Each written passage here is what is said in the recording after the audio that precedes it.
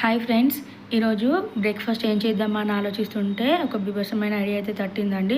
రాజు తలుచుకుంటే దెబ్బలకు కొదవా అన్నట్టుగా మనం ఇంట్లో వంట చేసే వాళ్ళకి తలుచుకున్న నిమిషాల పని కదండి చేసేయడం. సో ఎంబడే స్టార్ట్ చేసా. దానికోసం అయితే సేమియా ఉడికించుకోవాలి. నెక్స్ట్ వెజిటేబుల్స్ అన్నీ అయితే కట్ చేసుకున్నాను.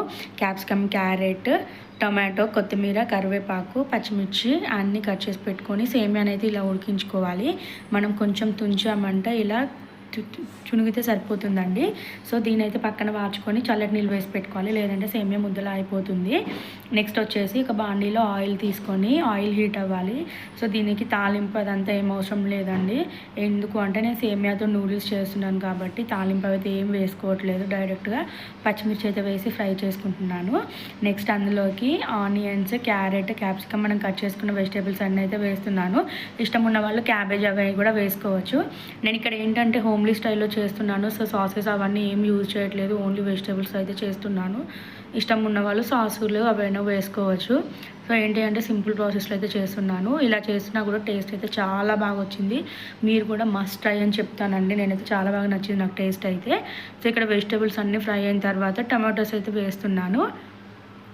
టమాటోస్ కూడా మంచిగా మగ్గేంత వరకు అయితే మంచిగా కలుపుకుంటూ ఉండాలండి. సో ఇవన్నీ కలుపుకుంటున్నాము. ఏంటి అంటే నూడిల్స్ కొంచెం మైదా హెల్దీ కాదు అంటాం కదా. సో దానికోసం అని చెప్పేసి ఒక్కొక్కసారి ఇలా ట్రై చేస్తే మనకి కూడా కొంచెం ఫీల్ అనేది, అంటే తినలేకపోయామనే ఫీల్ అనేది కూడా లేకుండా ఉంటుంది. సో అందుకోసం అయితే ఇలా ట్రై చేశాను. నెక్స్ట్ వచ్చేసి ఇవన్నీ ఫ్రై అయిన తర్వాత మనం బాయిల్ చేసి పెట్టుకున్న సేమియా అయితే వేసి అందులోకి మనము కలబెట్టుకోవాలి.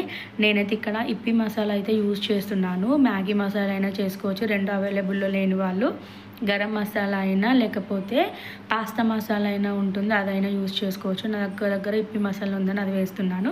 నెక్స్ట్ వచ్చేసి అందులో కొద్దిగా సాల్ట్ కూడా వేస్తున్నాను. వేసి కలుపుకోవాలి.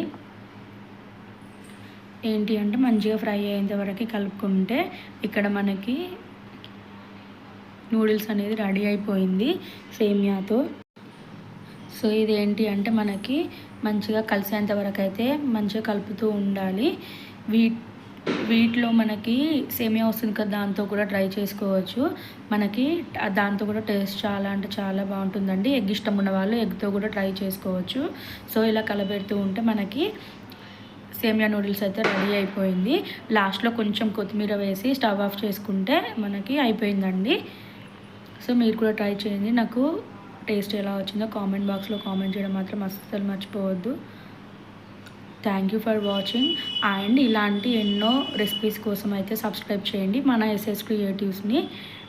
అండ్ మీకు ఇంకా ఎలాంటి రెసిపీస్ కావాలన్నా కూడా కామెంట్ బాక్స్లో కామెంట్ చేయండి. కంపల్సరీ చేసి చూపిద్దాము. చూస్తున్నారు కదా, రెడీ అయిపోయింది.